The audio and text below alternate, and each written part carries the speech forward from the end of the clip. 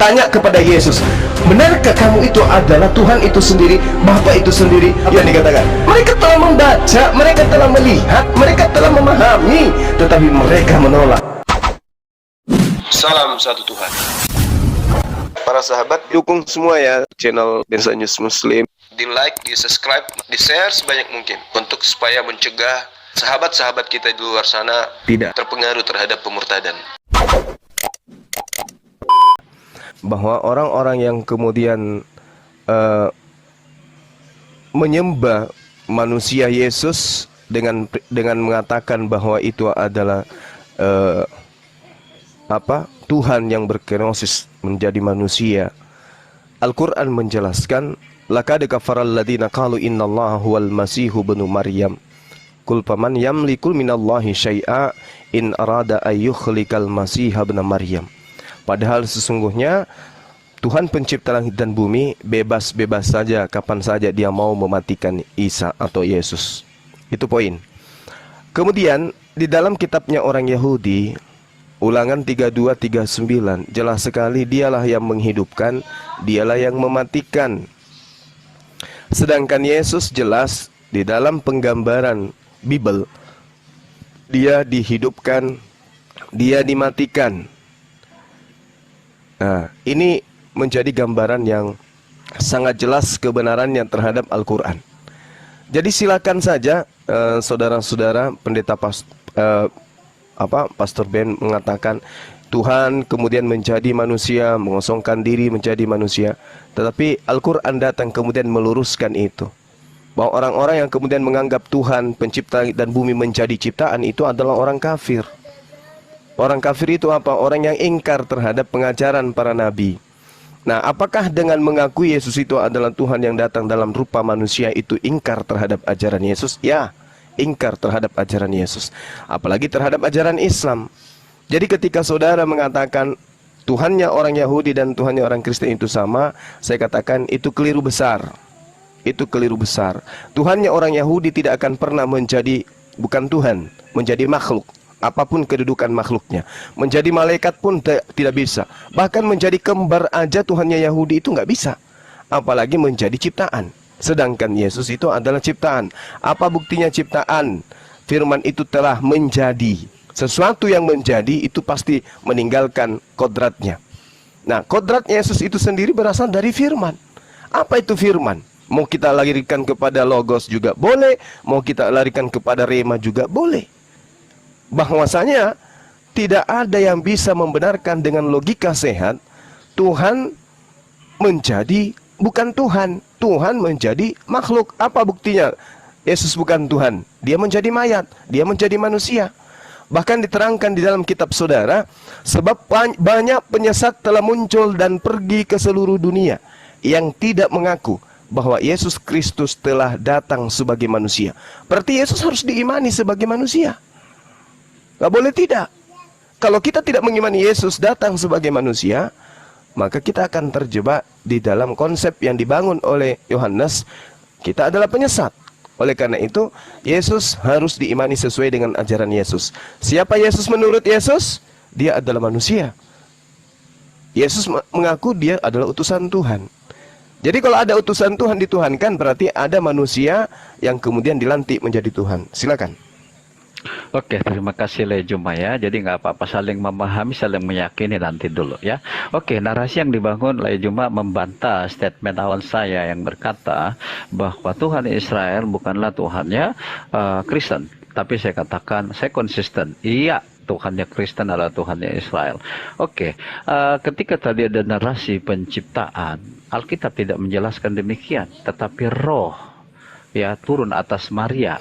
Ya, di dalam konteks Muslim pun, walau pribadi Maryam atau Maryam itu beda dengan Maria, karena timelinenya itu berbeda. Lebih duluan Isa masih 1600 tahun dibanding Yesus yang lahir pada abad yang pertama. Itu suatu kisah yang mirip tapi suatu cerita yang berbeda ya.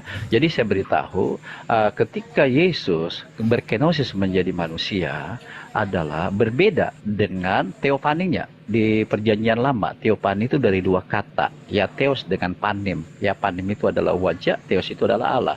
Allah menyatakan wajahnya di semak belukar, oke, dengan tiang api, dengan tiang awan, dan dia juga memunculkan wajahnya dengan Yakub ketika Yakub bergumul, dan juga dengan Musa di dalam Kejadian pasal yang ke-18.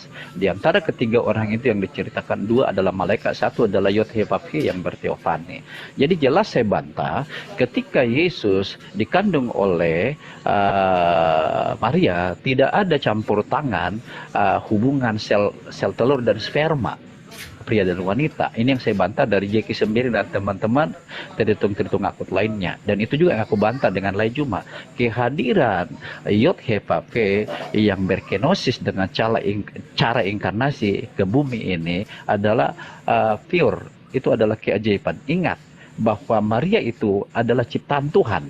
Ya, apapun yang mau Tuhan pakai dari ciptaannya, mau bagaimanapun Tuhan memakai ciptaannya, buat saya itu suatu hal yang tidak masalah. Makanya dikatakan di dalam Roma pasal yang ke-11 ayat 35, dari dia, oleh dia, dan bagi dia segala kemuliaan kekal sampai selama-lamanya. Jadi saya mau beritahu, Yesus adalah kenosis daripada Yod-Heh-Vav-He yang disebut oleh orang Israel sebagai bapaknya. Sebabnya dikatakan di dalam Yesaya 63 ayat yang ke-16 bahwa penyelamat, juru selamat mereka itu adalah Bapa itu sendiri. Jadi Yesus itu adalah Yod-Heh-Vav-He berkenosis, sebabnya secara pitograf Yod-Heh-Vav-He, Yod itu adalah tangan, He itu adalah lihat, Pap itu atau Waw itu adalah paku, He itu adalah tangan. Kalau dirangkai Yod-Heh-Vav-He itu lihat paku, lihat tangan. Itu merujuk kepada siapa? Kepada Yesus yang dibuka oleh anaknya Zakaria, Yohanes Pembaptis di dalam Yesaya 40 ayat yang kedua. Dia katakan dia membuka jalan bagi Yod-Heh-Vav-He. Demikian dulu sanggahan saya. Silakan, Le. Iya, jadi sah-sah saja ya itu iman Kristen untuk mengklaim bahwa Tuhannya sama seperti Tuhannya orang Yahudi. Tapi seandainya saya orang Kristen, saya akan malu mengaku itu. Kenapa? Karena Tuhannya orang Kristen itu dalam wujud yang sesungguhnya itu tidak sama seperti makhluknya. Sementara Yesus, wujud yang sesungguhnya itu adalah sama seperti manusia. 1 Yohanes 3 nomor 2, saudara-saudaraku yang kekasih, sekarang kita adalah anak-anak Theos, tetapi belum nyata apa keadaan kita kelak. Akan tetapi kita tahu bahwa apabila Yesus menyatakan dirinya, kita akan menjadi sama seperti Yesus. Sebab kita akan melihat Yesus dalam keadaan yang sebenarnya. Jadi posisi Yesus dalam keadaan yang sebenarnya, apakah dia Tuhan, apakah dia manusia, manusia akan sama seperti Yesus.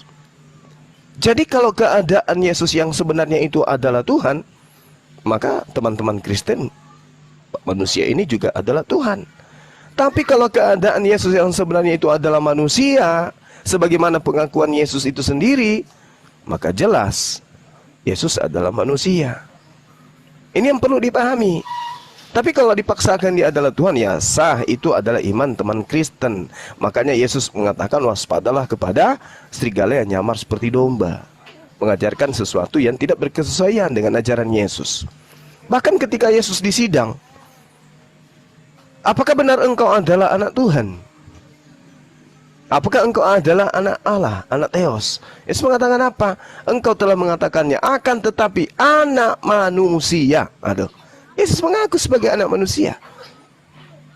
Sehingga ketika dikatakan bahwasanya kita akan melihat Yesus dalam keadaan yang sebenarnya, dan dalam keadaan yang sebenarnya Yesus itu sama seperti kita, maka silakan Anda bercermin, apakah kita ini manusia atau kita ini Tuhan? Kalau kita ini Tuhan, maka Yesus Tuhan.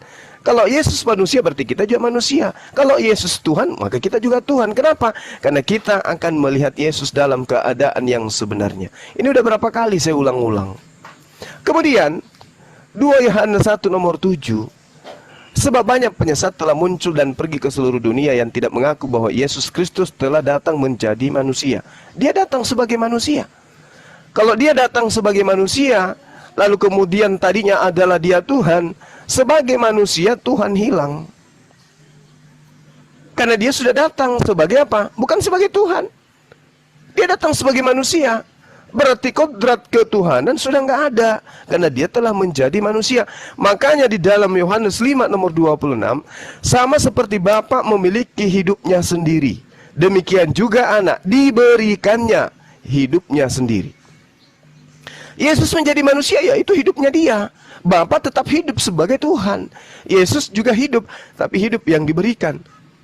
Makanya Yesus dan Bapa itu adalah dua pribadi yang berdiri sendiri, bukan satu pribadi. Di dalam Yohanes 8 nomor 16, nomor 17, 18, aku tidak menghakimi siapapun. Tetapi kalau aku menghakimi, penghakimanku itu benar, sebab aku tidak seorang diri. Berarti kalau Yesus tidak seorang diri, berarti Tuhan itu hanya satu, berarti Yesus bukan Tuhan. Karena Yesus mengatakan, aku tidak seorang diri, tetapi aku bersama dengan Bapa. Berarti yang mana yang Tuhan satu di sini? Yesus atau Bapa? Ya Bapa. Bukankah di dalam kitab Tauratmu dikatakan bahwa dua saksi adalah sah? Akulah yang bersaksi tentang diriku, satu, dan Bapa yang bersaksi tentang diriku, dua.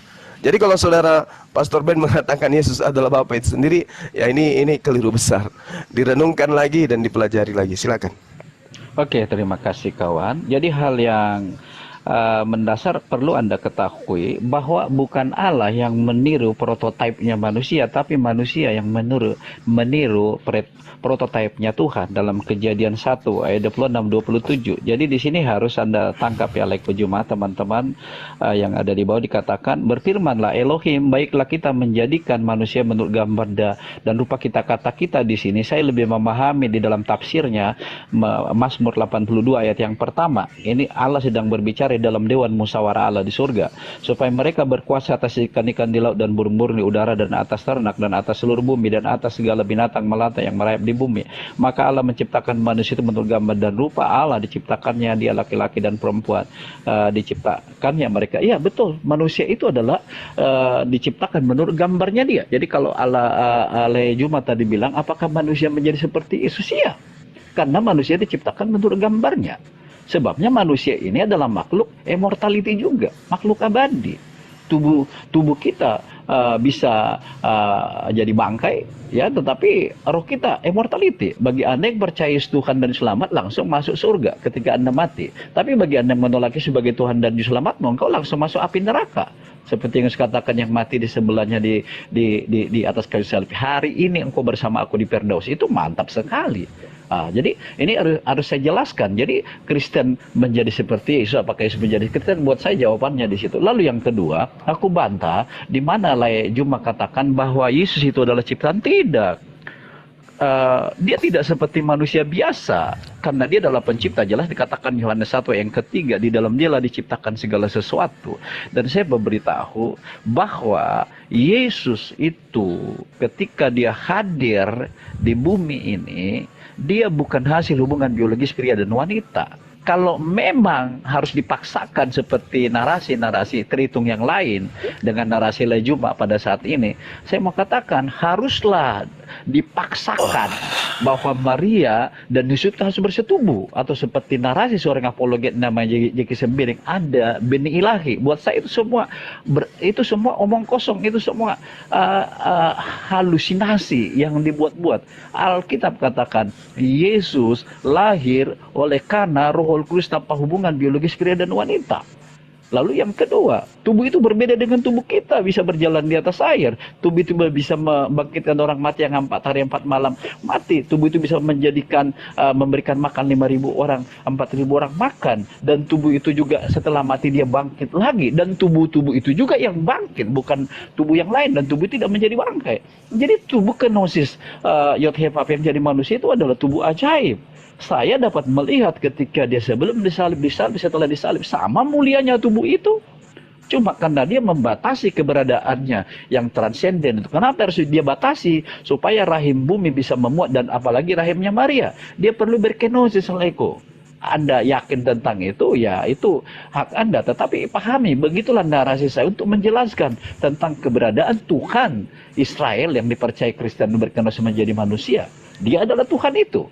Makanya dikatakan arti pitograf daripada Yod He Vav He itu adalah lihat tangan, lihat tangan, lihat paku dan lihat. Artinya lihat, paku, lihat, tangan itu jelas sekali terkonfirmasi. Makanya disebut namanya Ehye, Aser, Ehe. Aku adalah aku. Pada dan kata itu dipakai ego, emi. Itu Yesus kutip di dalam makna yang berbeda dari kata haya, yang ada. Ada. Begitu dulu sanggahan dari saya. Silakan Layu.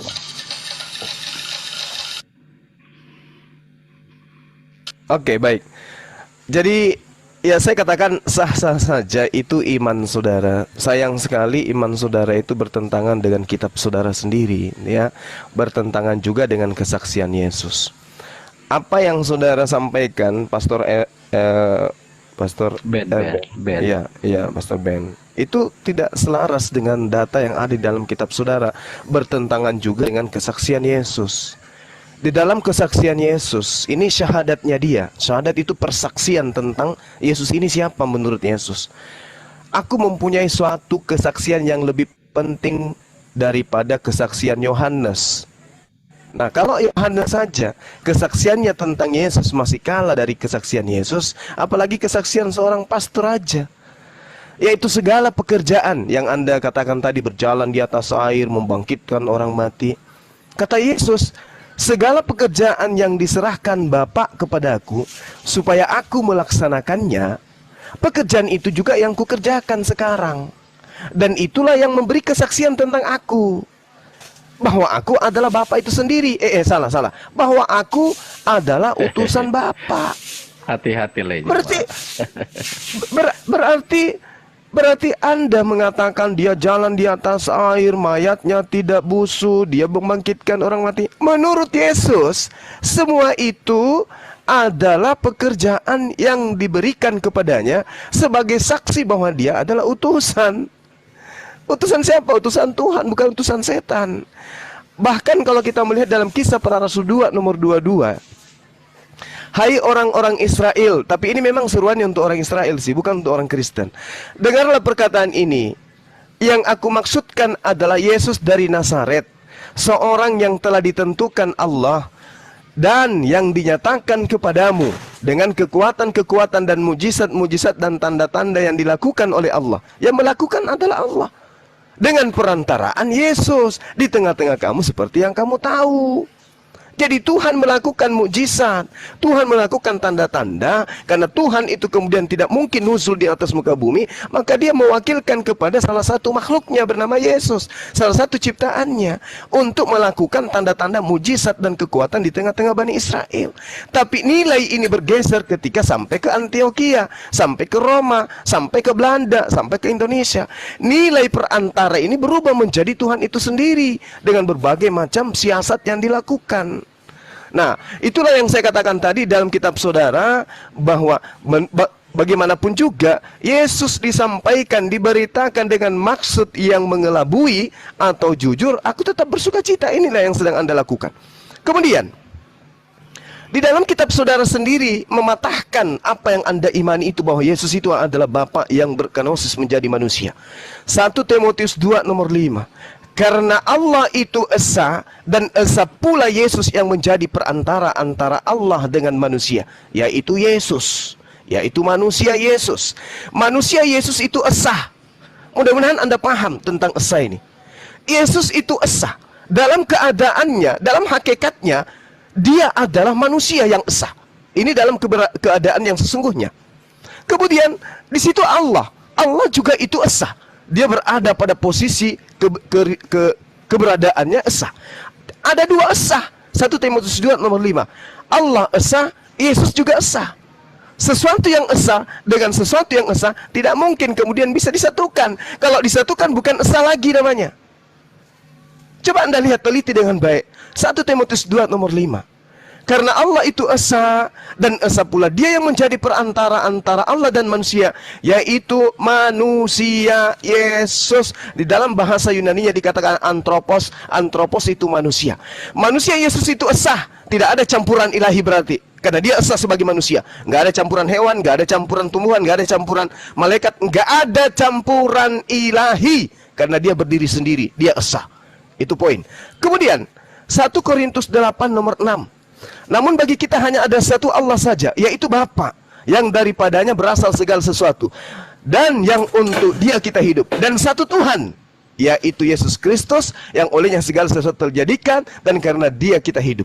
Jadi masing-masing mereka ini adalah sesuatu yang berdiri sendiri. Yesus berdiri sebagai Tuhan, Bapa berdiri sebagai Tuhan. Nah ini terakhir dari saya. Tolong direnungkan baik-baik. 1 Timotius 6 nomor 16. Terakhir. Dialah satu-satunya yang tidak takluk kepada maut, bersemayam dalam terang, yang tak terhampiri. Seorang pun tidak pernah melihat dia, dan memang manusia tidak dapat melihat dia. Baginya lah hormat yang kuasa yang kekal. Siapa yang diceritakan oleh Paulus ini? Apakah Yesus? Bukan. Tetapi dialah Allah, yang kemudian orang Yahudi sebut dengan sebutan Bapa. Tidak terhampiri, tidak terlihat, tidak tersengat oleh maut. Satu-satunya yang tidak pernah yang tidak takluk kepada maut. Sedangkan Yesus terhampiri, mati, dan juga kemudian dia adalah seorang manusia. Ini yang perlu dipahami oleh Pastor Ben. Silakan. Oke, terima kasih. Assalamualaikum buat semua teman-teman yang ada di sini. Oh, ada Erben di sini. Aku bersilang pendapat dengan dia ya. Oke, teman-teman, yang pertama, bertobatlah Oneness. Lebih mantap Juma daripada Oneness memahami Alkitab. Juma kaulah lebih layak jadi pendeta daripada Pastor Ben. Pastor Ben, bertobatlah kau Pastor Ben. Juma kau sadatkan sebentar di share Ben nilai Juma. Waduh, penjelasan Juma lebih bagus daripada Pastor Ben tentang Alkitab. Waduh, Pastor Ben memalukan kau Pastor Ben. Penyembah tiga Tuhan. Aduh, Pastor Ben, aku sedih kali melihat kau. Aduh, Pastor Ben, kau sedekat sinode kau. Iya, udah ada sinode baru. Jangan ganggu, Iya. Supaya teman-teman Muslim tahu, Pastor Ben ini bukan Kristen. Jadi dia tidak mewakili Kristen karena dia pun sudah dipecat dari sinode. Mohon maaf kalau saya ngomong begini supaya kalian jangan berpikir bahwa Pastor Ben ini Kristen. Bukan Kristen. Ini roh inkuisisi ini bangkit lagi. Oke, nggak apa-apa. Saya hanya Tegas host. Ya, denom saya sekarang dengan RB gereja G. Santai aja. Mute dulu, Aku diturunkan aja nggak apa-apa kok. Aku hanya menegaskan itu. Ini Pastor Ben. Kabur kau makan gorengan 3 ngaku 1 kau dengan denomku sekarang GPSD Gereja Pantekosta Serikat di Indonesia. Penyembah 3 Tuhan, bertobat kau. Cuma itu disyaratkan aja sebentar itu. Sama dengan si Edi Rion, dengan si Justin, dia bilang itu cuma imam. Jadi itu boleh disadatkan tuh. Boleh dikit lagi dijorokin. Tapi ujung-ujungnya, Pastor Ben, ujung-ujungnya Yesus itu Tuhan juga kan bagi mereka?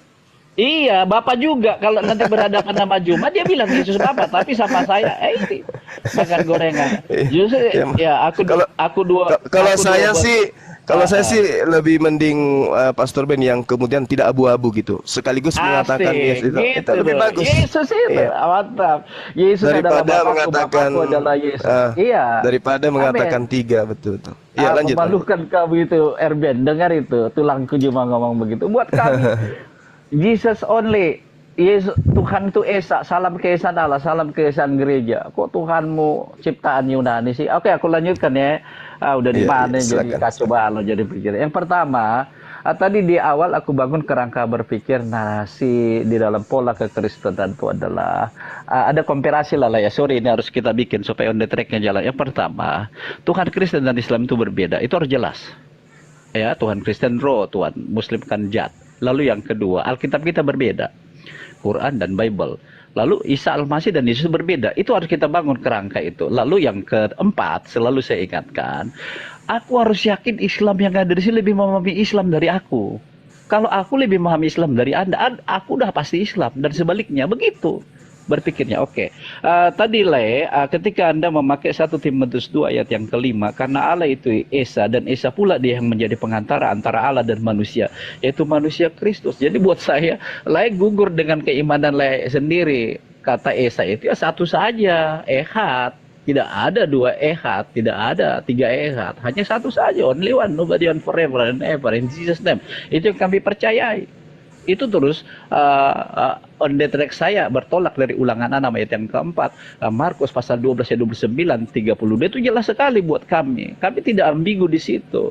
Bahwa Tuhan yang kami percayai bukanlah Tuhan ciptaan Allahnya Yunani oleh paganisme Tertullianus, Romawi yang diciptakan nanti dengan Theophilus dan Athanasius dan sebagainya. Patut diduga seperti, dan juga bukan Tuhan Yesus ciptaan Arab. Sorry, saya katakan Yesus kami adalah yang datang dari Israel, soresnya itu Israel.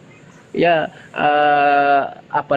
ibu teologi kami adalah Israel, itu jelas. Jadi kalau bukan Yesus yang datang dari Israel diceritakan, itu adalah Yesus yang lain sesuai dengan Galatia pasal yang pertama ayat yang kemudian. Oke, tadi aku kutip 1 Efesus 1 Efesus 1 ayat 17. Ini cantik sekali. Tadi kutip 1 Korintus 6 yang ke-8 itu ya.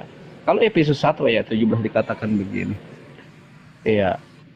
Efesus 1 ayat 17 dikatakan, dan meminta kepada Allah Tuhan kita Yesus Kristus, di sini Paulus menjelaskan Yesus itu Bapa, yaitu Bapa yang mulia itu, supaya memberikan kepadamu roh hikmat dan wahyu untuk mengenal Dia dengan benar. Kalau Anda tidak pernah dilahirkan kembali seperti Nikodemus, Anda tidak akan pernah melihat Yesus itu Tuhan atau Yesus itu Bapa. Anda perlu bertobat seperti Nikodemus, seperti dikatakan, kalau engkau tidak dilahirkan dari air dan roh, engkau tidak akan melihat kerajaan surga. Makanya terhitung akut di bawah, bertobat. Terima Yesus sebagai Tuhan dan Juru Selamatmu. Sungguh-sungguh, jangan seperti Nikodemus. Nikodemus itu profesor, memahami, guru. Pak, jadi itu harus jelas sekali.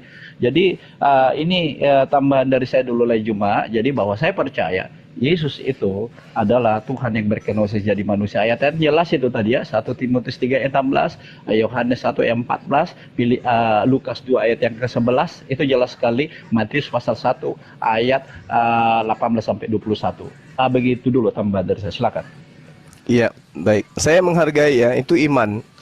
Tetapi sangat disayangkan saudara saya Pastor Ben tidak bisa mematahkan kesaksian Yesus tentang dirinya. Adapun 1 Timotius, cek.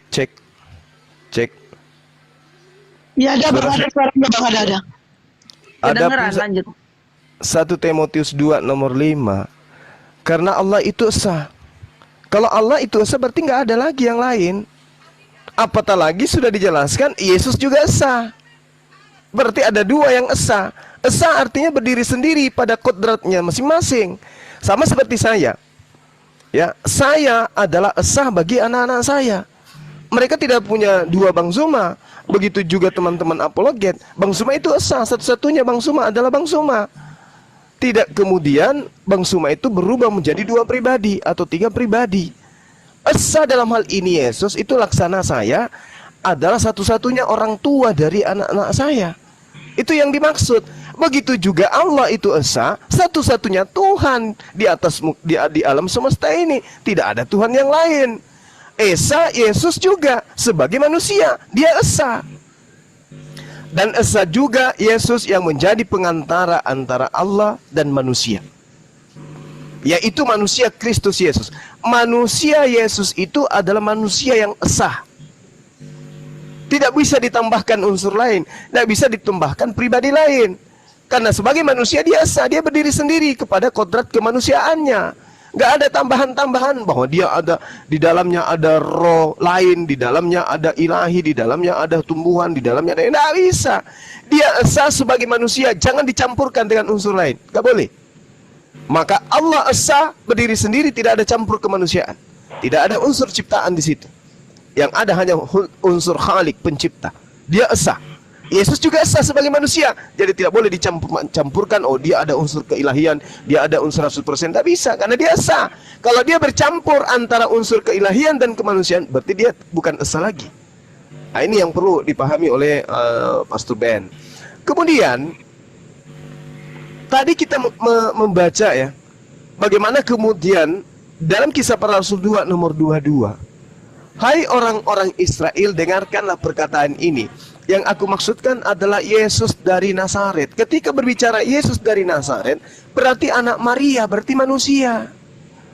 Manusia Yesus ini diterangkan seorang manusia yang telah ditentukan Allah dan yang dinyatakan kepadamu dengan kekuatan-kekuatan dan mujizat-mujizat dan tanda-tanda yang dilakukan oleh Allah dengan perantaraan Yesus di tengah-tengah kamu. Ini orang Israel paham. Makanya orang Israel itu menolak Yesus bukan menolak Tuhan, tetapi menolak Nabi, menolak Rasul. Kekuatan, mujizat, tanda-tanda yang dilakukan Yesus di tengah-tengah Bani Israel itu adalah kekuatan seorang Nabi, kekuatan seorang Rasul yang dipersenjatai oleh Allah. Makanya dia mengatakan, aku tidak dapat berbuat apa-apa dari diriku. Tetapi ternyata orang Israel melihat dia mampu menghidupkan orang mati, membuat kemudian badai menjadi tenang, membuat air menjadi anggur. Orang lihat itu. Ternyata yang disaksikan oleh orang-orang itu adalah tanda kenabian, tanda kerasulan Yesus, bukan tanda ketuhanan.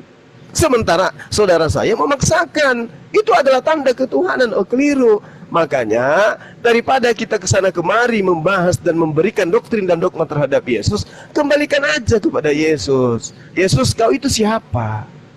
Kok kamu punya pekerjaan yang sangat luar biasa? Kamu ini sebenarnya siapa sih? Jawab Yesus, aku bersaksi tentang diriku bahwa segala pekerjaan yang kamu lihat, pekerjaan itu adalah pekerjaan yang diberikan Bapa kepadaku untuk aku praktekkan. Pekerjaan itu juga yang kukerjakan sekarang yang kamu lihat. Dan itulah yang memberi kesaksian tentang aku, bahwa aku bukan anak haram, aku bukan anak zina, aku bukan anaknya pantera, aku bukan tukang sihir, tetapi aku adalah utusan Bapa yang ada di sorga. Makanya aku mampu melakukan itu. Permasalahannya sekarang, manusia yang punya kesaksian ini di tengah-tengah Bani Israel, begitu sampai di Roma menjadi buyar semua. Kesaksiannya tentang mukjizatnya, kesaksiannya tentang kesaktiannya itu berubah ketika sampai di meja orang-orang Roma. Karena dia ingin didudukkan sebagai pengganti dewa yang nuzul menjadi manusia. Ini yang perlu Pastor Eben pahami. Makanya orang-orang Yahudi tidak pernah menganggap Yesus itu, jangankan menganggap Tuhan, mereka tidak pernah mimpi untuk itu. Menganggap dia nabi, jangan menganggap nabi, menganggap dia anak yang suci, lahir dari kesucian saja kagak. Apalagi menganggapnya Tuhan. Yotehepape. Jadi itu hanya ada di di dalam internalnya Pastor Ben. Tapi kita hargai, itu adalah iman saudara. Silakan. Oke, dalam nama Yesus Kristus ya. Teman-teman, aku tetap narasi dengan paten bahwa Tuhan itu esa, satu saja. Bukan satu menjadi tiga. Una substansia tres personanya diskresi non separati ditolak. Karena itu menjadikan kekristenan itu bingung dipahami. Satu hakikat, tiga pribadi, tiga satu. Dapat dibedakan, nggak dapat dipisahkan. Itu babak belur. Ya, itu saya pertegas. Tuhan Kristen itu adalah Tuhannya Israel. Tuhannya Israel adalah Tuhannya Kristen, jelas. Terlepas Anda yakin, itu berpulang kepada Anda. Aku lebih meyakinkan bahwa Yesus mengakui dirinya Tuhan. Aku mau beritahu ini karena banyak dinarasikan oleh laiku si Juma ini. Aku berdoa biar kelak dia menjadi penginjil yang diurapi Tuhan, percaya sebagai Tuhan dan selamatnya. Aku dan Bapa adalah satu. Yohanes 10 ayat yang ke-30. Apa reaksinya nanti dari orang Israel ketika Yesus berkata aku dan Bapa, aku dan Yahweh Yod-Heh-Vav itu adalah echad, satu saja. Ya, sekali lagi orang Yahudi mengambil batu untuk melempari dia. Kenapa? Ayat 32, kata Yesus kepada mereka, banyak pekerjaan baik yang berasal dari Bapakku yang kuperlihatkan kepadamu. Siapa Bapaknya? Adalah rohnya dia. Aku perlihatkan nanti kepada Anda bahwa roh Bapaknya itu dengan tubuhnya Yesus tidak pernah berpisah. Pekerjaan manakah di antaranya yang menyebabkan kamu mau melempari aku? Ya, jawab orang-orang Yahudi. Di sini 33 jelas ini. Jawab orang-orang Yahudi, itu bukan karena satu pekerjaan baik maka kami mau melempari engkau, melainkan karena engkau menghujat Elohim. Dan karena engkau sekalipun hanya seorang manusia saja menyamakan dirimu dengan Elohim. Ini Hilul Hashem, penistaan kepada nama Allah. Makanya orang Israel katakan jangan menyebut nama Yod-Heh-Vav-He-mu sembarangan. Nggak boleh. Ya, oke. Jadi di sini terkonfirmasi jelas kalau ada saudara Muslim yang bertanya di mana Yesus berkata dia adalah Tuhan di sini, terkonfirmasi. Ada alur cerita, ada drama di situ yang kita lihat, sebab dan akibat terjadi. Oke, aku cepat langsung ke Yohanes pasal yang ke-14. Ini adalah sebuah bantahan kepada penganut paham Tritunggal, ya tungtung ya. Di dalam Yohanes pasal yang ke-14 dikatakan di mana Yesus mengaku dirinya Bapa. Betul. Ya, Yohanes 14 ayat yang ke-6 mulai. Ya, dikatakan begini. Kata Yesus kepada mereka, "Akulah jalan dan kebenaran dan hidup. Tidak ada seorang pun yang datang kepada Bapa kalau tidak melalui aku." Oh ya kan? Yesus itu hanya jalan kepada Bapa kan? Betul kan? Saya baca selanjutnya. "Sekiranya kamu mengenal aku, pasti kamu juga mengenal Bapakku. Sekarang ini kamu mengenal dia dan kamu telah melihat dia." Siapa yang dilihat murid-murid? Siapa yang dilihat Thomas? Siapa yang dilihat Filipus? Siapa yang dilihat ke-12 murid-muridnya itu? Ke-12 murid adalah Yesus. Ya, ayat yang ke-8 kata Filipus. Ini saudara kami Muslim, Filipus ini mewakili Anda dan Tritung. Kata Filipus kepadanya, "Tuhan, tunjukkan Bapa itu kepada kami. Itu sudah cukup bagi kami." Apa reaksi Yesus? Kata Yesus kepadanya, "Telah sekian lama aku bersama-sama kamu, Filipus, namun engkau tidak mengenal aku. Barang siapa telah melihat aku, ia telah melihat Bapa. Bagaimana engkau berkata, tunjukkan Bapa itu kepada kami? Tidak percayakah engkau bahwa aku di dalam Bapa dan Bapa di dalam aku? Apa yang aku katakan kepadamu tidak aku katakan dari diriku sendiri, tetapi Bapa yang diam di dalam aku." Ini aku maksud roh Bapa itu diam di dalam Yesus. Dialah yang melakukan pekerjaannya. Masih kurang percaya? Dikasih ayat yang ke-11. "Percayalah kepadaku bahwa aku di dalam Bapa dan Bapa di dalam aku, atau setidak-tidaknya percayalah karena pekerjaan-pekerjaan itu sendiri." Apa pekerjaan-pekerjaan itu? Itu yang aku ceritakan tadi. Dia lahir tanpa ayah, ya, tanpa hubungan biologis. Dia bisa berjalan di atas air, dia bisa membangkitkan orang mati, dia bisa menjadikan air menjadi anggur, dia bisa memberi makan 5.000 orang, dan dia melakukan keajaiban-keajaiban yang spektakuler.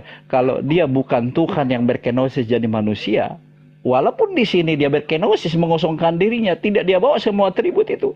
Di awal saya katakan tadi, ketika dia bawa semua atribut ke Yahweh-nya, ketuhanannya, bumi terbakar, rahim Maria apalagi. Jadi kehebatan Tuhan kami Kristen bukan hanya transenden, wow hebat luar biasa, tetapi Tuhan kami Kristen Israel, ya, dia bahkan sanggup mengosongkan dirinya. Iya, aku akui bahwa mayoritas Israel itu adalah menyalibkan Yesus. Mereka tidak percaya. Karena mereka menolak. Yang mereka harapkan Mesias itu adalah seperti Daud hadirnya, membebaskan penjajahan Romawi. Ya, tapi Yesus tidak. Karena Yesus katakan kerajaanku bukan dari dunia ini. Ya, makanya dalam doa Bapa kami datanglah kerajaanmu di bumi seperti di surga. Itu yang Tuhan mau adalah pertobatan. Bertobatlah sebab kerajaan Allah sudah dekat. Itulah arti kerajaan yang sesungguhnya, kebenaran. Makanya Yesus katakan, "Akulah jalan kebenaran dan hidup." Inilah kemerdekaan yang sesungguhnya. Tapi orang Israel menolak Yesus, Mesias mereka. Sehingga nanti di dalam Zakaria pasal yang ke-12 ayat yang ke-10, di masa yang sangat sesak, di Great Tribulation, orang Israel akan mengalami suatu hantaman. Karena orang Israel ini kan sombong, angkuh di dalam kecerdasan, kepintaran mereka. Mereka merasa superior. Ya, kita harus akui. Bahkan handphone yang kita pakai adalah ciptaan mereka dan sebagainya. Tapi mereka sombong. Ya, soal pilihan mereka adalah kekasih Allah. Tapi soal penolakan mereka adalah yang menghujat Allah. Ya, oke. Jadi saya mau katakan memang orang Israel mayoritas menolak Yesus. Tapi ingat, audien pertama Yesus adalah orang Israel. Audien pertama 12 rasul Yesus adalah orang Israel. Nanti mengalami multiplikasi 120 orang, 3.000 orang menyebar ke seluruh dunia. Sampailah ke Kristenan. Itu arti Kristen itu adalah pengikut Kristus. Sampailah ke Indonesia. Oke, begitu dulu. Laiku Juma, lanjut. Baik. Jadi sekiranya saudara saya ini, Pastor Ben, mau sedikit untuk melunakkan hatinya menerima kesaksian Yesus, maka Anda akan memahami aku dan Bapa adalah satu itu maksudnya apa. Yesus diberi pekerjaan. Hei Yesus, lakukan ini. Baik Tuhan. Yesus, perlihatkan ini. Baik Bapa. Yesus praktekkan di tengah-tengah mereka. Yes. Yesus itu satu dengan Bapa. Bukan berarti Yesus itu adalah Bapa itu sendiri. Dia hanya perantara. Dalilnya ada. Kisah Para Rasul 2 nomor 22. Dia adalah manusia yang ditentukan oleh Allah untuk melakukan tanda-tanda mujizat dan kekuatan. Dia tidak pernah mangkir terhadap perintah. Aku berkata-kata bukan dari diriku sendiri. Apa yang aku katakan adalah apa yang diperintahkan. Ya satu dengan Bapa. Satu instruksi, satu komando. Aku melakukan pekerjaan yang diperintahkan oleh Bapa. Makananku adalah melakukan pekerjaan yang diperintahkan oleh Bapa. Satu komando dia. Makanya ketika Anda mengatakan dia adalah bukti Tuhan, karena dia dan Bapa adalah satu. Kenapa Yesus dan Bapa itu satu? Kenapa Yesus mengaku demikian? Anda lihat dalam Yohanes 8 nomor 29. Dan ia yang telah mengutus aku, dan Bapa yang telah mengutus aku. Bapa menyertai aku. Bapa tidak membiarkan aku seorang diri, sebab aku senantiasa berbuat apa yang berkenan kepadanya. Coba, kenapa Allah meninggalkan Israel? Karena Israel melanggar perintah-perintah Bapa. Sehingga Bapa, meskipun dikatakan di dalam Al-Quran, Inni ma'akum, aku bersama dengan kalian. Tetapi karena Bani Israel ingkar, tegar tengkuk, Tuhan meninggalkan dia. Kenapa Yesus bersatu dengan Tuhan? Karena Yesus taat sampai mati. Makanya Tuhan selalu bersatu dengan dia. Dan Bapa yang telah mengutus aku, Bapa menyertai aku, Bapa tidak membiarkan aku seorang diri. Ini jawabannya sudah sangat-sangat luar biasa ini. Bapa tidak membiarkan aku seorang diri, sebab aku senantiasa berbuat apa yang berkenan kepada Bapa. Makanya Bapa dan aku satu. Kenapa dia tidak dibiarkan seorang diri? Kenapa? Dijawab oleh Ibrani 5 nomor 7. Dalam hidupnya sebagai manusia, Yesus telah mempersembahkan doa dan permohonan dengan ratap tangis dan keluhan yang kepada Bapa yang sanggup menyelamatkan Yesus dari maut. Dan karena kesalehannya, dan karena ketaatannya, dan karena intimnya kepada Bapa, Yesus doanya telah didengarkan. Aku dan Bapa adalah satu. Nah, Ibrani 5 nomor 8. Dan sekalipun dia adalah anak, ia telah belajar menjadi taat dari apa yang telah dideritanya. Bapa tidak membiarkan Yesus itu seorang diri. Makanya Yesus mengatakan, aku dan Bapakku adalah satu. Aku dan Tuhanku adalah satu. Sebab Yesus memang taat dan soleh. Di dalam Yohanes 14:31 Anda coba lihat. Tetapi supaya dunia tahu bahwa aku mengasihi Bapa dan bahwa aku melakukan segala sesuatu seperti yang diperintahkan Bapa kepadaku. Bangunlah, mari kita pergi dari sini. Jelas. Ini pengakuan Yesus. Yohanes 14:31. Tetapi supaya dunia tahu. Maksudnya supaya Pastor Ben tahu. Ini maksudnya supaya Pastor Ben tahu bahwa aku mengasihi Bapa dan bahwa aku melakukan segala sesuatu seperti yang diperintahkan Bapa kepadaku. Karena itulah Tuhan selalu mengabulkan doa Yesus. Yohanes 11 nomor 22. Tetapi sekarang pun aku tahu bahwa Allah akan memberikan kepadamu segala sesuatu yang engkau minta kepadanya. Ini pengakuan Yesus. Ini yang menjadi landasan pijakan yang harusnya menjadi acuan. Aku dan Bapa satu karena aku taat kepada apa yang diperintahkan. Aku mengatakan bukan dari diriku, yang diperintahkan Bapa untuk aku katakan. Celakanya di sini saudaraku, Pastor Ben, celakanya adalah ketika kita ada di penghujung kehidupan kita.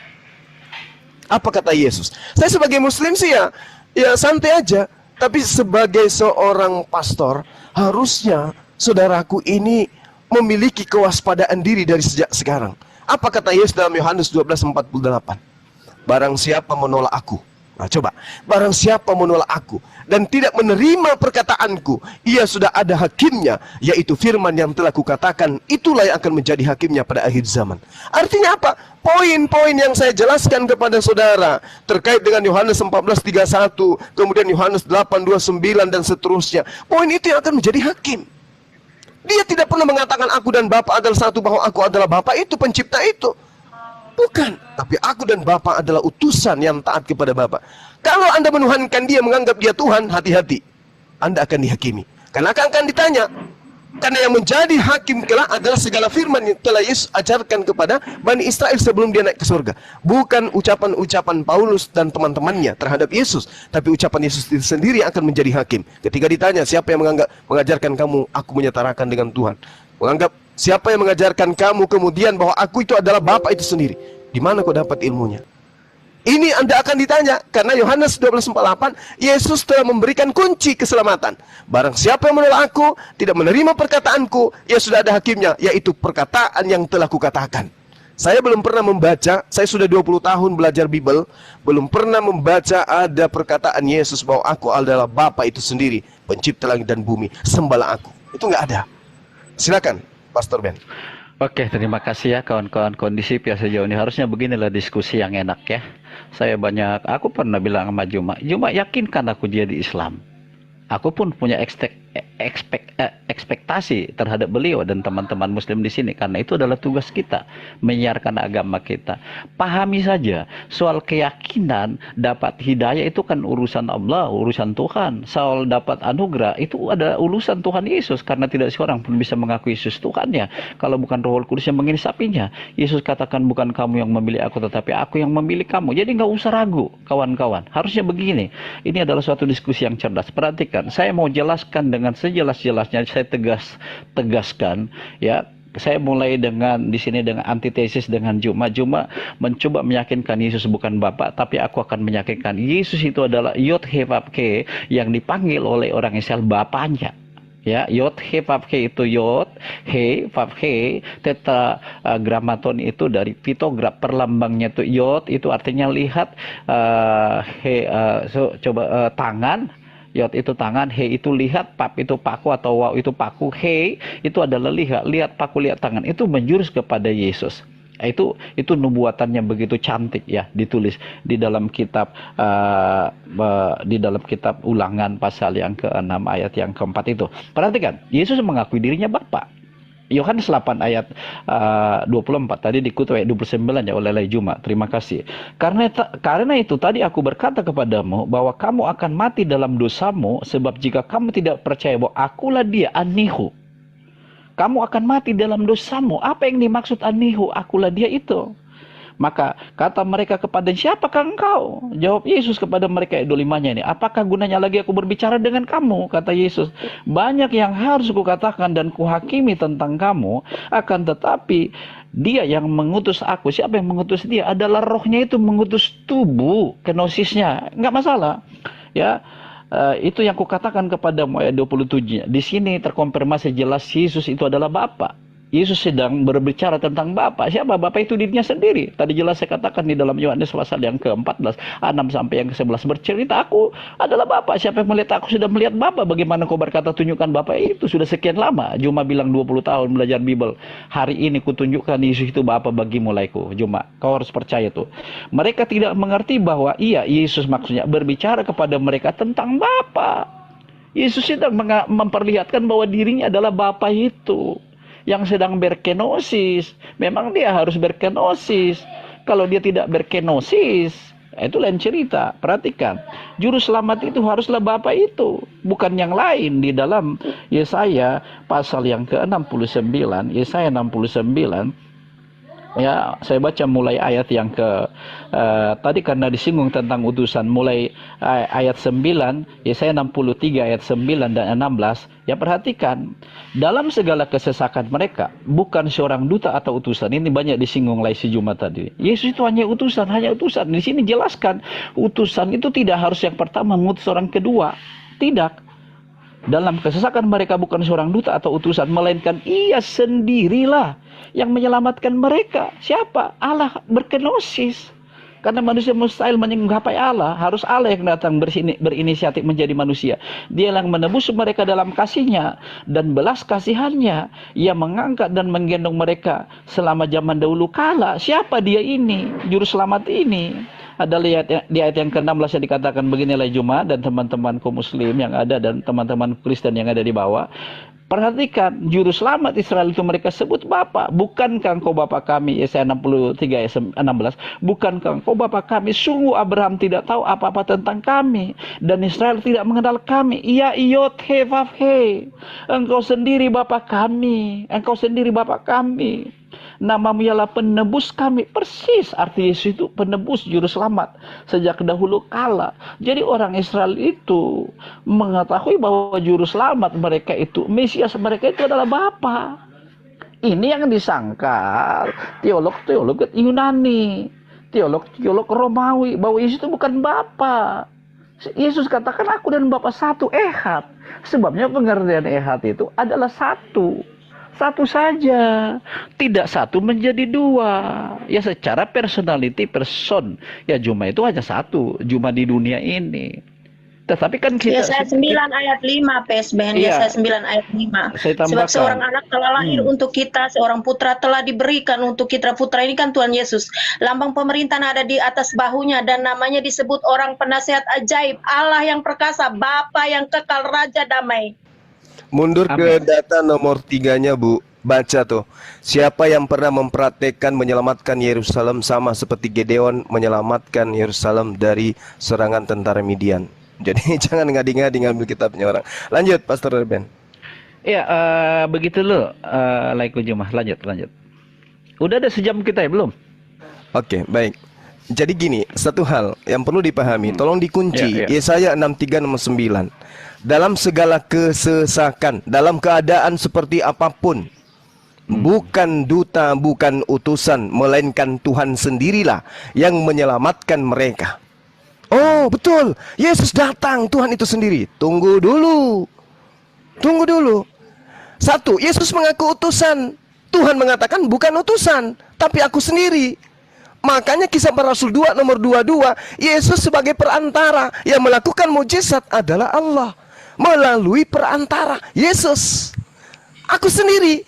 Tetapi aku tidak akan mungkin masuk ke dalam alam ciptaan karena aku pencipta. Maka Yesus datang mengatakan dengan mulutnya sendiri, aku datang bukan atas kehendakku sendiri, aku datang dengan kesaktianku, aku datang dengan mukjizatku, aku mampu membuat dunia ini menjadi bubur sekalipun. Semua itu dilakukan oleh Bapa yang mengutus aku melalui aku. Tidak ada yang lain, bukan dutaku, bukan utusanku. Berarti bukan Yesus, bukan duta, bukan Yesus, bukan Anak Maria. Dia sendiri mengatakan itu. Segala kesesakan mereka, Bani Israel, bukan seorang duta atau utusan, melainkan dia sendirilah yang menyelamatkan mereka. Dialah yang menembus mereka dalam kasihnya dan belas kasihnya. Ia mengangkat dan menggendong mereka selama zaman dahulu kala. Lalu kemudian teman-teman Kristen muncul. Oh, itu Yesus sendiri. Tidak, tanya kepada Yesus. Benarkah kamu itu adalah Tuhan itu sendiri, Bapa itu sendiri, Yotefave itu sendiri? Apa yang dikatakan? Ada kesaksianku. Apakah matamu buta? Al-Quran mengatakan itu. Summum bukmun umyum fahum la yarjun. Mereka telah membaca, mereka telah melihat, mereka telah memahami, tetapi mereka menolak. Ini nih, jelas sekali. Lalu kemudian ketika saudara saya mengatakan bahwasanya barang siapa yang melihat aku, dia sudah melihat Bapa. Jelas sekali Yesus mengatakan di dalam kitab saudara, buka Bible hari ini. Coba kita buka di dalam Yohanes 6. Ya, di data 36 atau 46 dikatakan begini. Hal itu tidak berarti bahwa ada orang yang telah melihat Bapa. Hanya Dia yang datang dari Allah, dialah yang telah melihat Bapa. Apakah pembunuh Yesus, tentara-tentara Romawi yang tidak bersunat ini pernah melihat Bapa? Yang membunuh Yesus ini pernah melihat Bapa? Dia yang menampar Yesus ini telah menampar Bapa? Dia yang meludahi Yesus ini telah meludahi Bapa? Tidak mungkin seperti itu. Yohanes 5 nomor 37. Bapa yang mengutus aku, dialah yang bersaksi tentang aku. Kamu tidak pernah mendengar suaranya, wajahnya, rupanya, mukanya pun tidak pernah kamu lihat. Apakah tentara Romawi tidak melihat muka wajah Yesus? Lihat. Berarti Yesus yang dilihat ini bukan Bapa, karena Bapa nggak bisa dilihat. Ketika dikatakan barang siapa melihat aku, dia melihat Bapa, itu keheranan Yesus kepada muridnya. Kenapa? Bukankah telah kuajarkan kepadamu, Tuhan itu bukan makhluk, Tuhan itu nggak bisa didengar, Tuhan itu tidak bisa dilihat. Kok kamu minta ditunjukkan Tuhan itu? Bahlul kamu ini.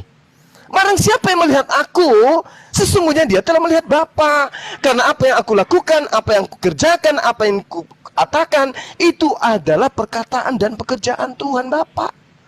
Jadi kalau kamu mau melihat Bapa itu, lihat aja aku. Aku ini duta, aku ini utusan. Apa yang kukatakan, itulah firman-Nya.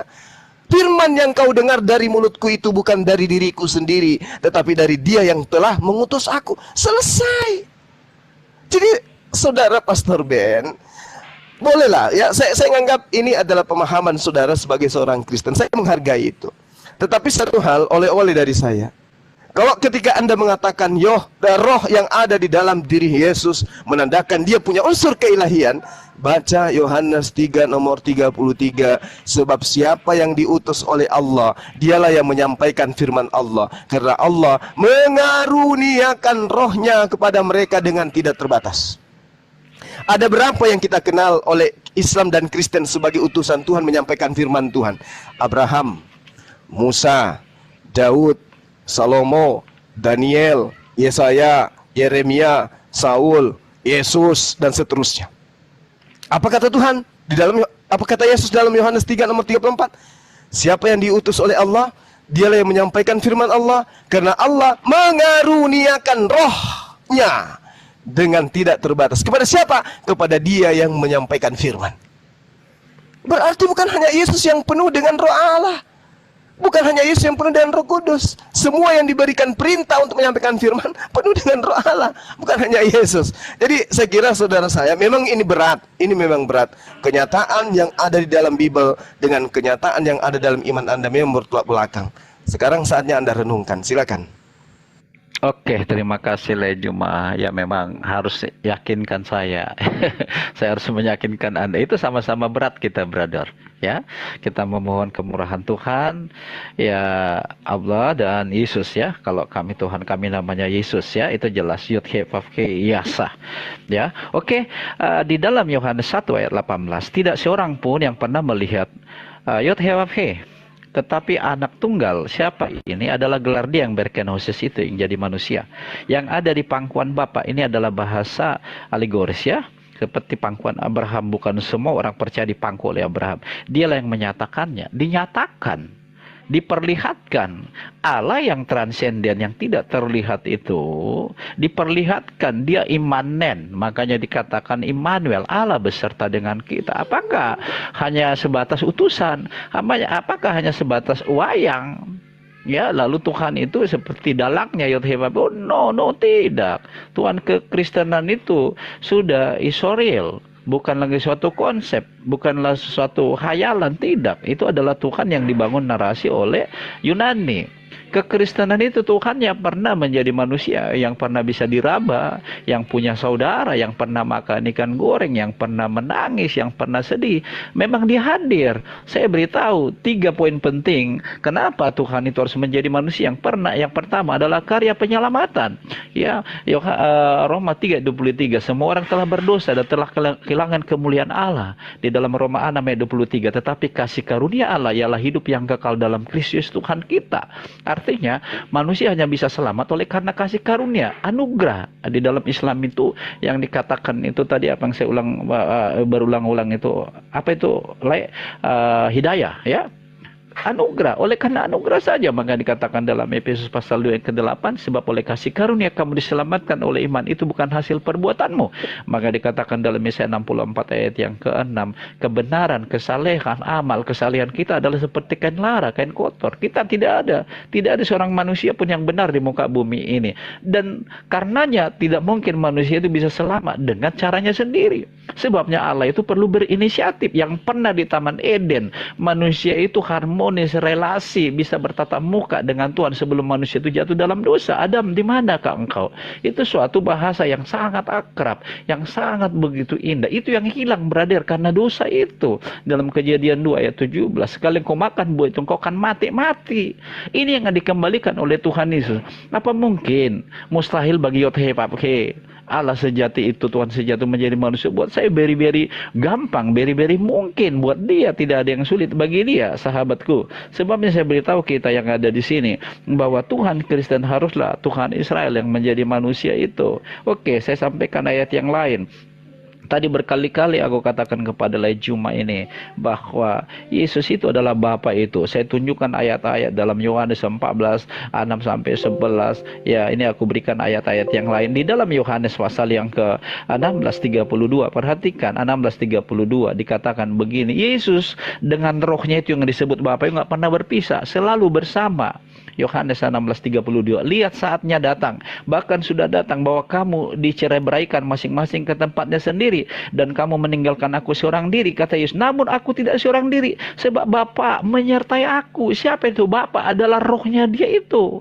yang transcendent omnipresent itu selalu hadir mendampingi dia. Oke, sekarang pertanyaannya tadi disinggung, ketika Yesus mati, apakah Bapa itu ikut mati? Iya, tubuh Bapa yang menjadi manusia itu ikut mati, tetapi rohnya itu immortality, roh kita ini tidak akan pernah bisa mati.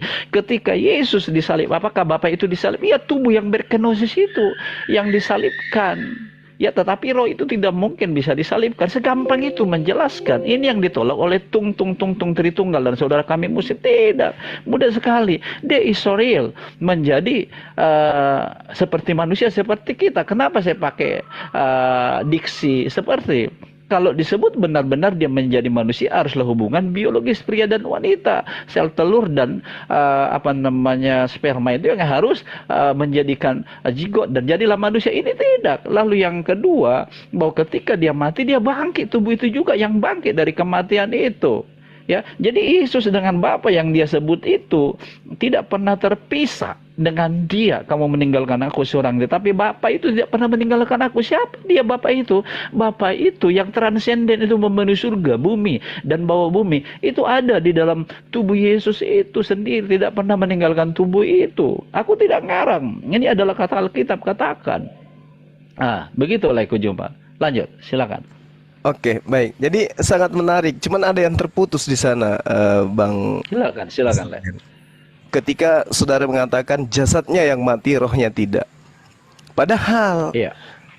sesederhana memahami, jasad tidak mungkin berbicara. Tubuh kemanusiaan itu tidak akan mungkin berbicara tanpa ada unsur roh di dalamnya.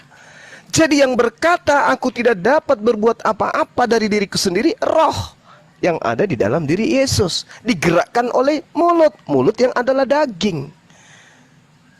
Ya, kepada Tuhanku yang ada di surga. Yang berbicara itu siapa? Roh yang ada di dalam diri Yesus. Yang ketakutan ketika didatangi oleh malaikat bukan jasadnya Yesus, tetapi roh yang ada di dalam diri Yesus. Bagaimana bisa mendeteksi bahwa roh yang ada di dalam diri Yesus itu ketakutan? Lihat jasadnya, kalau dia pucat, gemeteran, keringatnya keluar keringat dingin, berarti roh yang ada dikandung dalam tubuhnya dalam keadaan ketakutan. Apakah Anda ingin mengatakan bahwa Bapak ketakutan? Anda ingin mengatakan bahwa kemudian Bapak ini lapar, Bapak ini takut, dan was-was dan seterusnya? Itu tidak mungkin. Oleh karena itulah kemudian di dalam kitab saudara sendiri dikatakan, hormat dan kemuliaan sampai selama-lamanya bagi Raja segala zaman, Allah yang kekal, yang tak nampak, yang esa. Kalau Anda mengambil data ini secara akurat, yang tak nampak itulah Tuhan itu. Oh, Yesus nampak, ya itu jasadnya, Bung, tapi rohnya tidak. Apakah Anda tidak melihat di dalam kitab saudara bagaimana apa yang terjadi, indikasi apa yang kemudian terjadi pada diri Yesus ketika dia nampak ketakutan? Yesus rohnya yang ketakutan itu. Ketika kemudian dia tidur, rohnya yang tidur itu. Makanya ketika orang tertidur lelap, tidak pernah mikir dan tidak bisa melihat. Kenapa dia tidak bisa melihat? Karena rohnya juga tidur. Coba Anda lihat orang yang nyenyak tidurnya, matanya melotot. Anda buka matanya, Anda sentuh, Anda goyangkan tangannya, tangan Anda ke biji matanya, tidak akan berkedip. Kenapa? Karena rohnya pun tertidur. Yesus tertidur, rohnya tertidur. Apakah mungkin pencipta langit dan bumi yang Anda sebut Bapa tertidur? Gak mungkin. Belum pernah ada terjadi kebakaran, diberitakan selamat pagi telah terjadi pasar sentral di Surabaya, 5 mayat melarikan diri. Gak mungkin mayat melarikan diri. Kenapa? Sudah tidak ada unsur roh di dalamnya. Gak akan mungkin takut. Atau ada berita, ada orang lari dari pemakaman karena jasadnya takut dikuburkan. Tidak mungkin. Kenapa? Pada dirinya sudah nggak ada roh. Jadi yang takut pada Yesus itu adalah roh, bukan jasadnya. Maka gugur kalau Yesus itu Anda katakan rohnya adalah roh Bapa, tidak pernah dipisahkan. Saya kasih data kepada saudara saya yang saya kasihi. Anda mengatakan bahwa yang menyelamatkan itu adalah kasih karunia. Yang menyelamatkan itu adalah apa tadi? Anugerah. Itu adalah hidayah. Bung, hidayah bukan hidayah tok. Yang disebut hidayah, mereka orang-orang yang mendapatkan hidayah adalah orang yang memahami bahwa tiada Tuhan selain Allah dan baginda Rasulullah Muhammad SAW sebagai utusan Allah. Tapi bukan cuma sebatas itu. dia kemudian taat, tunduk, berserah diri kepada perintah-perintahnya. Begitu juga orang yang mendapatkan kasih anugerah, kasih keselamatan. Begitu mereka mengakui Yesus adalah utusan Tuhan dan Tuhannya Yesus adalah satu-satunya Tuhan, maka mereka tunduk berserah diri kepada perintah-perintah yang Yesus lakukan, yang perintah Yesus katakan. Apa perintah Yesus? Taatlah kepada Bapa, sembahlah kepada Bapa, jangan kepada yang lain. Terima aku sebagai utusannya. Itu baru dibilang kasih karunia. Nah, sementara di dalam Yehezkiel, Mazmur, bahkan dalam Matius, Yohanes diterangkan dengan jelas manusia kelak akan dihakimi, akan diganjar sesuai dengan perbuatan masing-masing. Jadi bukan hanya mengatakan, oh aku sudah dapat hidayah, duduk tenang lalu menyanyi na na na na na na na na, karena sudah dapat hidayah, karena sudah dapat kasih karunia, nyanyi-nyanyi terus. Tidak, kita harus menumbuhkan iman kita dengan tindakan dan perbuatan. Apa yang diperintahkan Tuhan melalui utusannya, itu yang kita lakukan. Karena kenapa? Penggarisan sangat jelas, koridornya ada. Orang diselamatkan berdasarkan perbuatan masing-masing. Kalau kita memahami Yesus itu adalah utusan Tuhan, lakukan perintahnya seperti apa. Makanya di Al-Quran dikatakan fattaqullaha wa ati'un. Takwalah kepada Allah Tuhanku dan Tuhanmu, dan taatilah aku. Aku perintahkan kamu pelihara sahabat, lakukan. Aku perintahkan kau sembah kepada Bapa saja, lakukan. Aku perintahkan jangan kau hilangkan hukum Taurat meskipun yang paling terkecil, lakukan. Barulah kemudian orang itu mendapat kasih karunia, karena telah mentaati apa yang diperintahkan oleh Tuhan dan utusan Tuhan.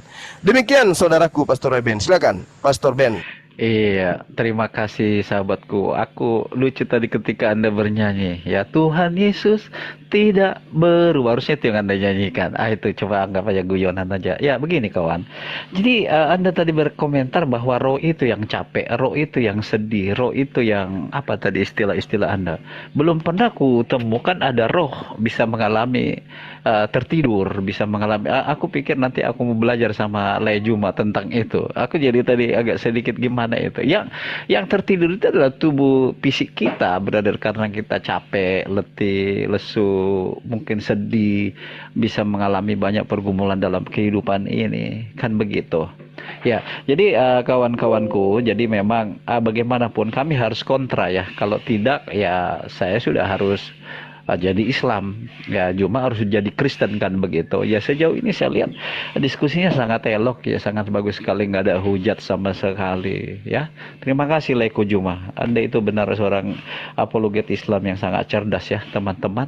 Ya saya hanya menjawab dari keimanan ya, keimanan yang bisa saya sajikan saat ini bahwa Yesus itu adalah kenosis daripada Yod He Vav He yang jadi manusia. Jelas sekali tadi saya kasihkan data-data, puluhan bahkan mungkin ratusan itu data-data yang kami keluarkan, data dari Juma dan saya itu, dan saya melihat di sini ya jelas sekali ada sebuah perbedaan yang harus kita renungkan, yang harus kita pikirkan ya, bahwa saya terus berkesimpulan di dalam narasi saya terakhir ini mungkin ini Lek Jumaya udah hampir 1 jam kita ya kita ngobrol begini.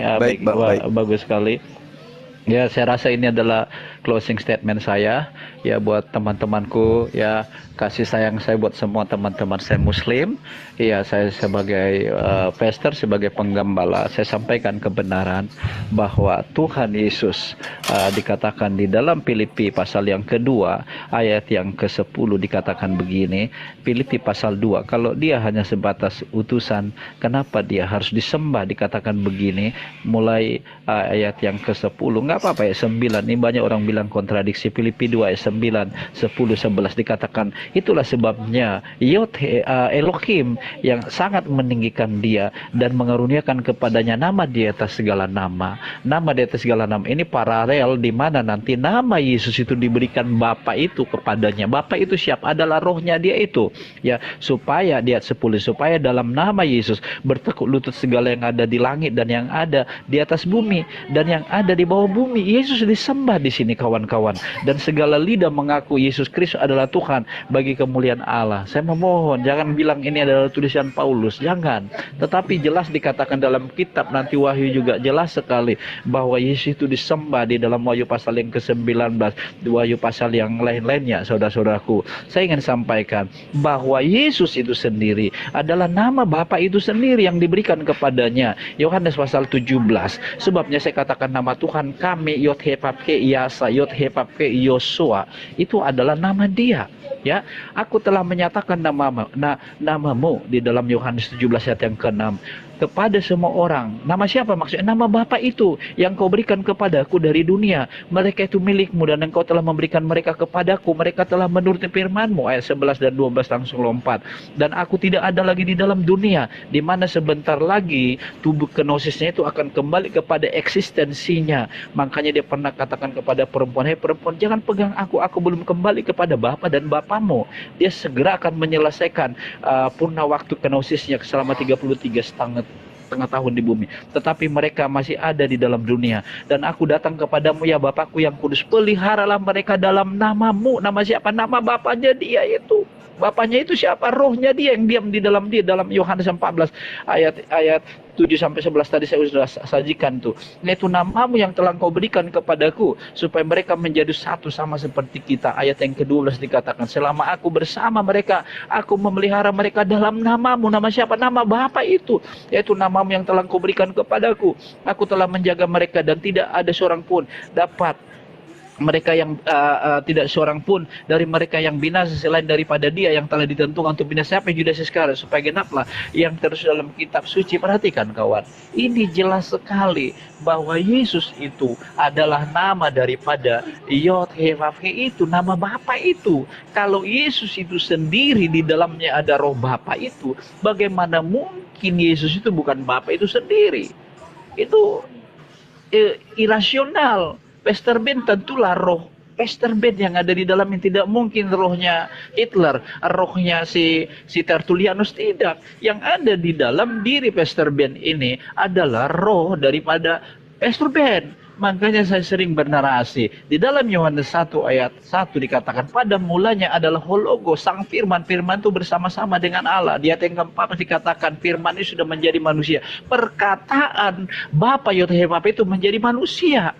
Ketika Ahok dituduh menista saudara kita Muslim dengan Al-Maidah 51, Ahok ngomong salah. Apakah cuma perkataan Ahok yang dipenjara? Tidak. Suara Ahok itu adalah bagian integral dari keseluruhan Ahok. Jadi Yesus di sini, sahabatku Juma dan teman-teman Muslim di sini, adalah suara Bapa itu sendiri yang datang berkinosis menjadi manusia. Bagaimana mungkin aku ngomong dengan Juma, bukan suara Juma yang aku ajak ngomong bicara, tetapi rohnya yang lain, suara yang lain. Maksud saya kan lucu. Jadi Pastor Ben bersuara yang ngomong sama Juma dengan suara Juma sendiri, bukan suara yang lain. Jadi Yesus di pengakhir daripada diskusi kita yang sangat mendidik ini, yang sangat harmonis dan enak sekali ini, Yesus adalah suara Bapa, suara Yod-Heh-Vav-He yang menjadi manusia, datang ke bumi selama 33,5 tahun di bumi. Walaupun dia menjadi kenosis, bukan berarti Bapa itu bisu, tidak. Karena Tuhan, eksistensi Tuhan, keberadaan Tuhan itu adalah omnipresent, transcendent. Kalau di dalam istilah teologi dikatakan dia El Shaddai, El Gibor, dia maha kuasa. Jangankan jadi manusia, sahabatku, Tuhan itu untuk menyelamatkan yang paling dicintainya. Ya mungkin saja dia bisa menjadi hal-hal yang demikian. Oleh sebab itu teman-temanku, ini mungkin akhir daripada saya memberitahu kepada Anda, firman Tuhan katakan, sebab di bawah kolong langit ini tidak ada nama lain yang diberikan kepada manusia yang olehnya kita diselamatkan selain di dalam Yesus. Yesus katakan, akulah jalan kebenaran dan hidup. Tidak seorang pun sampai kepada Bapa. Siapa Bapa? Dirinya sendiri. Tidak akan pernah bisa masuk ke surga. Inilah akhir daripada closing statement saya, kawan. Maafkan saya kalau Pastor Ben ada kata-kata yang salah menyinggung saudaraku Muslim. Aku mengasihi saudara semua di dalam keimananku sebagai Kristen. Silakan. Juma. Baik, terima kasih saudara-saudaraku ya, Pastor Ben. Begitu kuat berargumen terkait dengan ketuhanan Yesus. Terima kasih. Saya siap. Saya hanya tergelitik dengan closingnya yang mengatakan Yesus itu adalah nama Tuhan yang diberikan kepada Yesus. Tidak ada di kolong langit pun yang diberikan nama itu. Padahal Yosua itu adalah nama asli dalam bahasa Ibrani. Ya. Iso dalam bahasa Aramaik. Nah, kata Yosua ini itu sudah lebih dulu diberikan kepada penerus Nabi Musa alaihissalam, yaitu Yosua bin Nun. Itu satu, gugur situ ya. Kemudian yang kedua, saudara saya mengatakan roh dalam Pastor Ben itu adalah roh dari Pastor Ben. Oke, berarti dengan kata lain, roh yang ada pada diri manusia Yesus adalah roh manusia Yesus, bukan roh lain. Aku Bukan nggak roh ngerti malaikat. begitu ya, kawan. Jadi roh Yesus adalah roh Bapa itu sendiri. Itu penggiringan Ya. Anda. Lanjut. Analogi saudara saya, roh yang ada di dalam Pastor Eben itu sudah pasti roh Pastor Eben, bukan roh dari. Narasi saya di awal, Laiku, bahwa rohnya Yesus itu adalah Bapa itu sendiri. Itu jelas Yohanes 14 ayat 6 sampai 11 aku narasikan itu. Lanjut. Iya, oke. Saudara mengatakan roh yang ada pada diri Anda itu adalah roh Anda. Iya, Berat. betul, itu rohku. Nah, berarti roh yang ada pada diri Yesus yang manusia ini adalah roh manusia Yesus.